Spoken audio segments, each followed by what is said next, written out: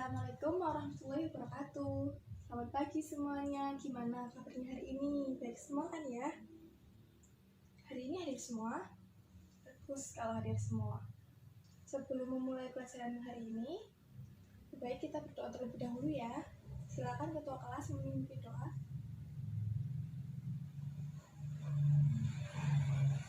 Minggu lalu kita sudah belajar sedikit mengenai cerita pendek. Sebelumnya ada yang masih ingat pengertian dari cerita pendek? Ya, silahkan lihat. Cerita pendek adalah cerita rangkaan atau cerita fiksi yang dibaca hanya sekali duduk. Biasanya hanya memiliki satu alur, tokoh yang sedikit, dan juga permasalahan yang tidak terlalu kompleks. Nah, untuk pertemuan kali ini kita akan mempelajari mengenai unsur pembangun cerita pendek. Sebelumnya ada yang tahu ada berapa unsur pembangun cerita pendek?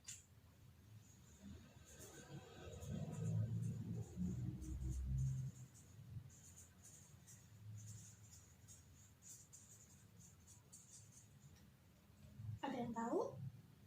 Ya, silakan. Betul, unsur pembangun cerita pendek itu ada dua. Yang pertama ada unsur intrinsik, dan yang kedua ada unsur ekstrinsik. Kita bahas satu persatu ya. Yang pertama unsur intrinsik. Unsur intrinsik ini ada 7. Yang pertama ada tema, yang kedua ada latar, yang ketiga ada alur, yang keempat ada tokoh, yang kelima ada penokohan, yang keenam ada sudut pandang,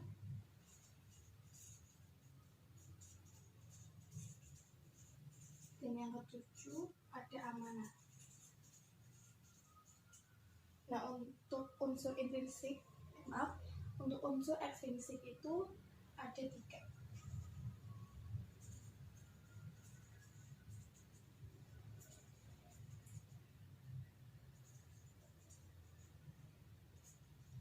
Yang pertama ada latar belakang pengarang.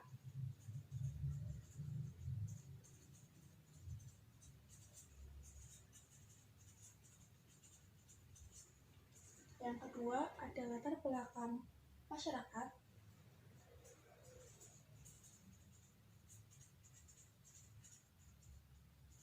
Dan yang ketiga ada nilai-nilai. Kita bahas dari unsur intrinsik terlebih dahulu ya. Jadi pengertiannya, unsur intrinsik ini yaitu unsur pembangun cerpen dari dalam cerita itu sendiri. Yang pertama ada tema. Tema merupakan gagasan utama dari sebuah cerita. Kemudian yang kedua ada latar.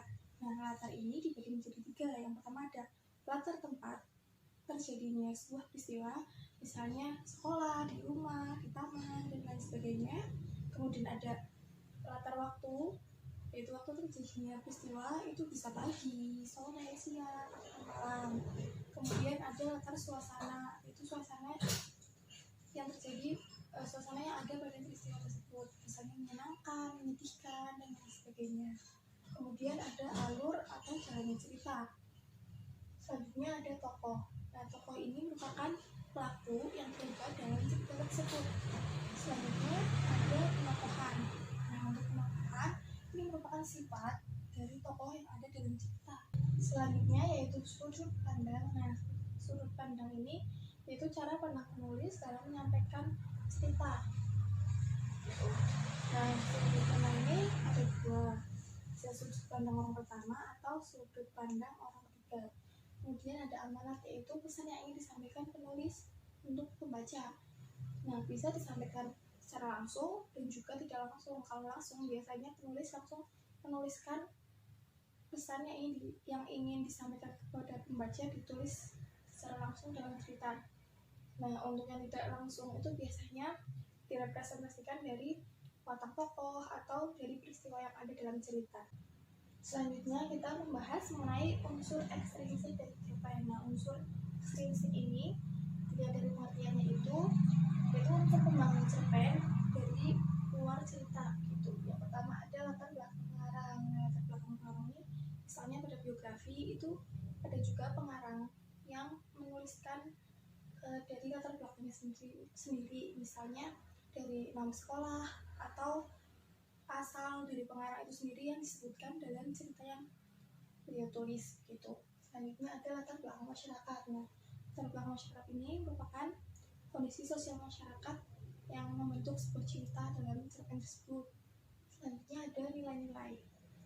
Untuk nilai-nilai ini itu biasanya dari pengarang itu ingin adanya nilai-nilai yang terkandung dalam sebuah cerpen, yaitu bisa nilai budaya, nilai sosial, nilai agama, nilai moral, dan lain sebagainya gitu. Untuk selanjutnya kalian membentuk kelompok satu bangku, yaitu terdiri dari 2 orang. Kemudian ibu sudah bagikan, itu ada media pembelajaran berupa bagan contoh analisis dari unsur pembangun cerpen. Coba kalian amati dan kalian diskusikan. Ibu beri waktu 10 menit ya. Sudah? Kalau sudah, kita bahas satu persatu. Pertama, mulai dari unsur intrinsik dari cerpen. Nah, cerpen ini berjudul Dia Sahabatku. Yang pertama, unsur intrinsik yang ditemukan itu ada tema. Temanya itu ada tema persahabatan. Nah, tema persahabatan ini diketahui dari yang pertama, dari paragraf pertama, yaitu pada suatu hari hiduplah 2 orang sahabat. Nah, ini menunjukkan cerpen ini yaitu mengenai temanya persahabatan.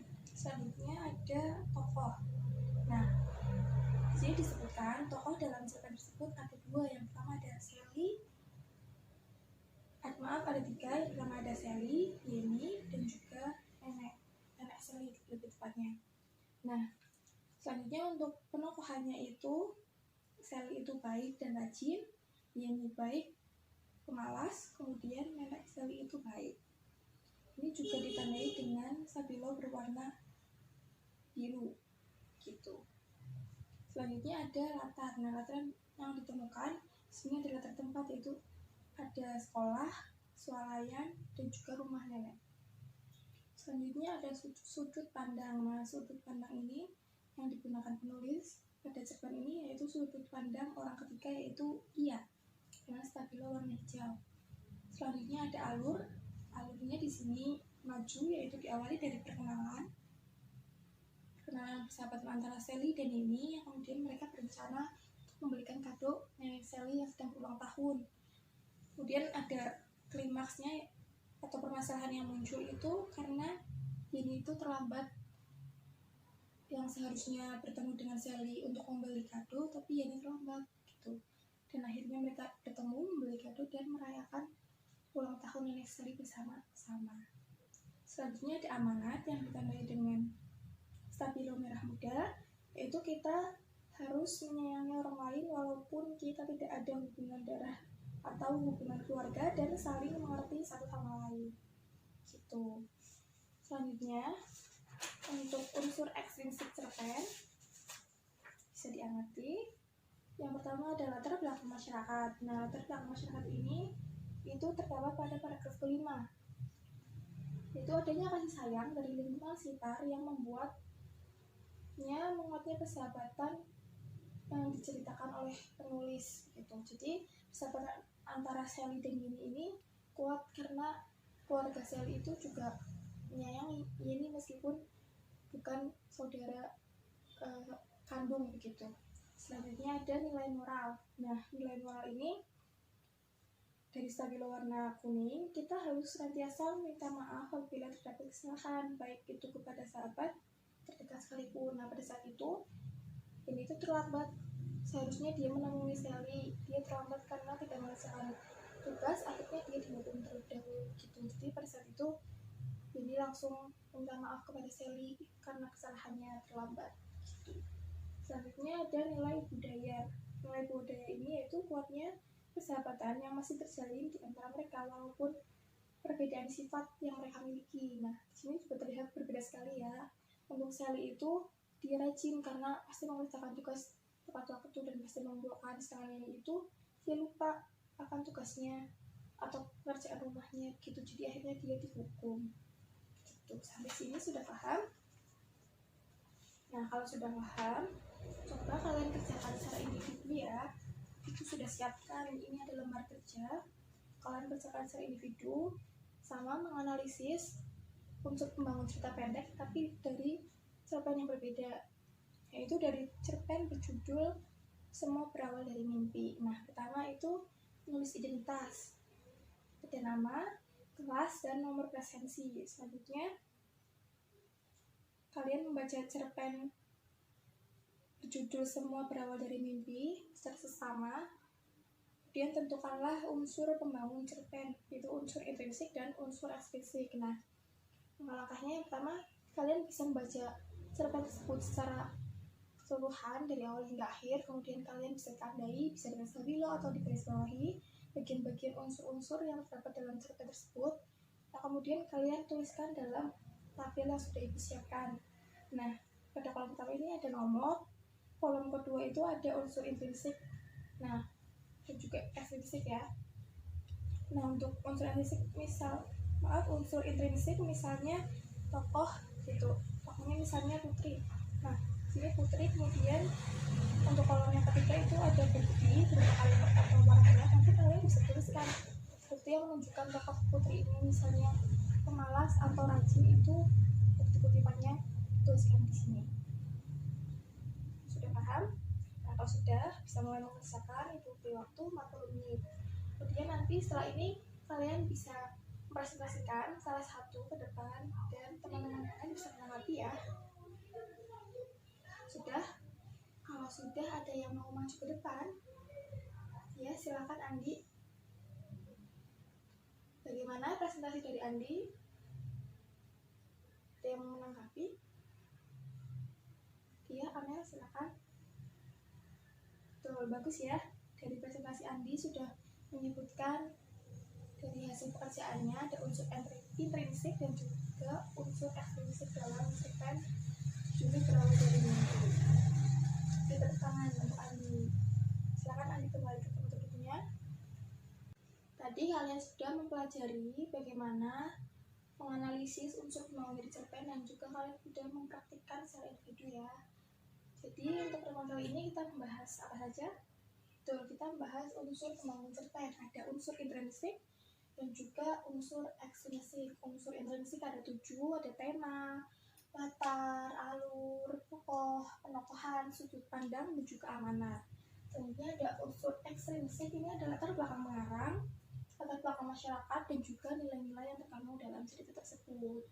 Nah, karena kalian sudah mempelajari unsur pembangun cerpen ini, kalian bisa mendapatkan manfaat, yaitu kalian dalam menulis cerpen itu bisa menulis cerpen secara sistematis atau lebih sistematis. Karena dalam menulis cerpen itu, sebelum menulis itu kita harus membuat kerangka cerpen terlebih dahulu. Nah, dalam kerangka ini kalian harus menuliskan unsur pembangun cerpen itu sendiri. Kalian harus menentukan temanya apa, latarnya itu di mana saja gitu. Jadi dengan kalian mengetahui unsur-unsur pembangun dalam cerpen itu, kalian bisa menulis dengan sistematis, membuat kerangka terlebih dahulu, dan selanjutnya dituliskan dalam bentuk cerita pendek yang utuh. Selain itu, saat kalian membaca sebuah cerpen, kalian juga bisa mengetahui apakah cerita ini sudah memuat unsur pembangun yang utuh atau keseluruhan, atau ada unsur-unsur yang tidak disebutkan atau tidak ada dalam cerpen tersebut gitu. Kalian juga bisa menilai sebuah cerpen